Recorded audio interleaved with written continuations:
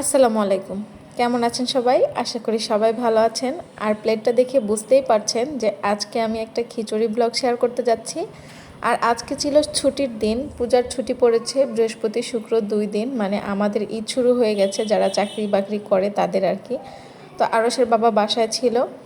আর সকাল থেকেই বৃষ্টি হচ্ছিল, সকাল থেকে না মেনলি রাত থেকে বৃষ্টি হচ্ছিল। আর সারাদিনই খুব ঠান্ডা ঠান্ডা ওয়েদার ছিল।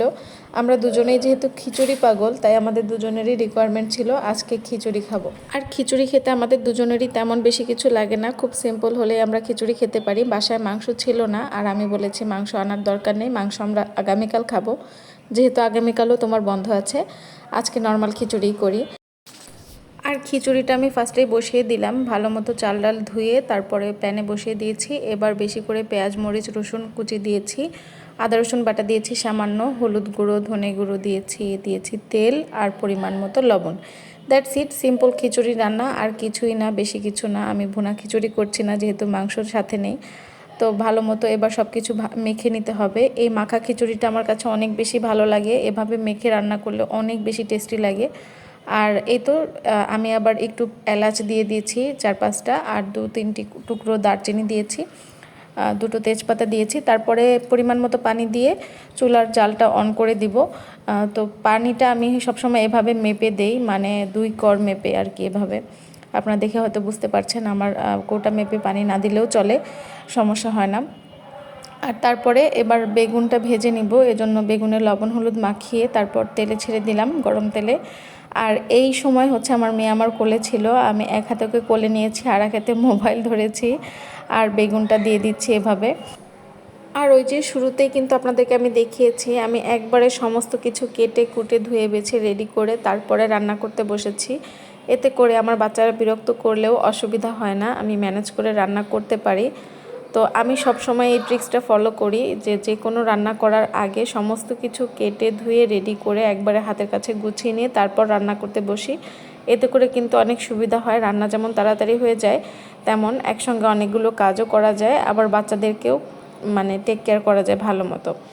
যাই হোক, বেগুন ভাজাটা হয়ে গেছে, আমি তুলে নিচ্ছি। আর এদিকে খিচুড়িটাও অলমোস্ট হয়ে এসেছে। এবার খিচুড়িতে আমি একটা খুবই দারুণ জিনিস দেব, যেটা দিলে খিচুড়ির টেস্টটাই চেঞ্জ হয়ে যাবে। খিচুড়ি দিয়ে খাওয়ার জন্য আমরা বাসায় যে টক ঝাল মিষ্টি আচারটা বানাই, সেটা যে কোনো আচার হতে পারে, সেই আচারের 3 থেকে 4 চামচ আপনারা খিচুড়ি হওয়ার আগে এভাবে দিয়ে দিবেন। এতে করে টেস্টটা অনেক বেশি বেড়ে যায়, আর মানে অন্যরকম একটা টেস্ট হয়ে যায় খিচুড়ির। আপনারা দিয়ে অবশ্যই ট্রাই করবেন, আর ট্রাই করে অবশ্যই আমাকে জানাবেন কেমন লেগেছে। আজকে আমি দিয়েছি আমড়ার আচার, আমি কিছুদিন আগে আমরা টক ঝাল মিষ্টি আচার বানিয়েছিলাম, সেটাই দিলাম। আপনারা যে কোনো আচার দিতে পারবেন। আর আচারটা দেওয়ার পরে এভাবে নেড়ে চেড়ে আমি ঢেকে দিচ্ছি। এবার চুলা রাসটা একদম লোতে রেখে দমে রেখে দিব, যেহেতু খিচুড়ির পানিটা গায়ে গায়ে চলে এসেছে। আর এই যে পাশের চুলায় আমার বেগুন ভাজা হয়ে গেছে, আর এদিকে মরিচ ভেজে নিচ্ছি, শুকনা মরিচ, এটা দিয়ে পেঁয়াজ মরিচের ভর্তা করব। অনেকগুলো পেঁয়াজ কেটে রেখেছি, দেখেছেন আপনারা। আর পেঁয়াজ মরিচের ভর্তা না হলে তো খিচুড়ি জমেই না, খিচুড়ির সঙ্গে এই পেঁয়াজ মরিচের ভর্তাটা অনেক বেশি মজা লাগে। সাথে সরিষার তেলের যে একটা সুঘ্রাণ, মানে ঘ্রাণেই আমার ক্ষুধা লেগে যায় এনি টাইম। আর এই ভর্তাটা ভাতের সঙ্গে হোক, যে কোনো ভর্তাতে দিলে হোক, সবভাবেই মজা লাগে আমার এই পেঁয়াজ মরিচের ভর্তাটা।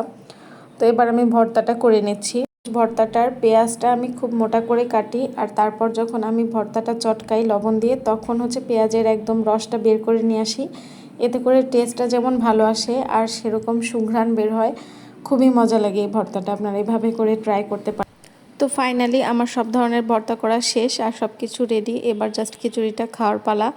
আর এই যে আমি শুকনা মরিচ পেঁয়াজের ভর্তা করেছি, বেগুন ভাজি করেছি, তারপর আমড়ার আচার রেখেছি, লেবু, তারপর টমেটো, কাঁচা পেঁয়াজ, কাঁচা মরিচ, ধনেপাতা দিয়ে একটা মাখা সালাদ করেছি। এই মাখা সালাদটা খেতে অনেক বেশি মজা, এটা খিচুড়ি পোলাও সব কিছুর সাথে মজা।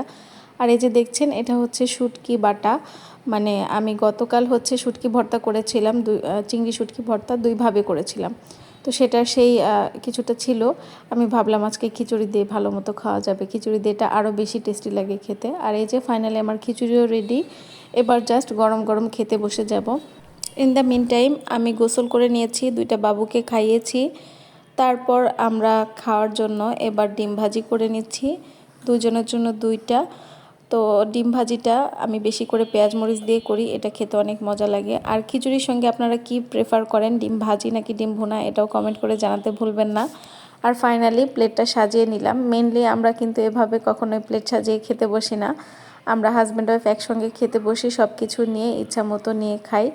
জাস্ট ভিডিও করার জন্য প্লেটটা সাজিয়েছি। দেখেন, দেখে কি পরিমাণে লোভনীয় লাগছে, মনে হচ্ছে এখনই ঝাঁপ দিয়ে পড়ে যাই। আমার এখন ভয়েস দিতে কষ্ট হচ্ছে, আবারও খেতে ইচ্ছা করতেছে। তো যাই হোক, এবার জাস্ট খাবো।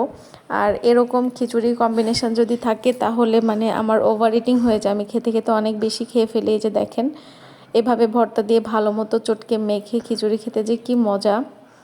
যাই হোক, খেতে খেতে আজকে এখানেই বিদায় নিচ্ছি। আপনারা সবাই ভালো থাকবেন। আল্লাহ হাফেজ।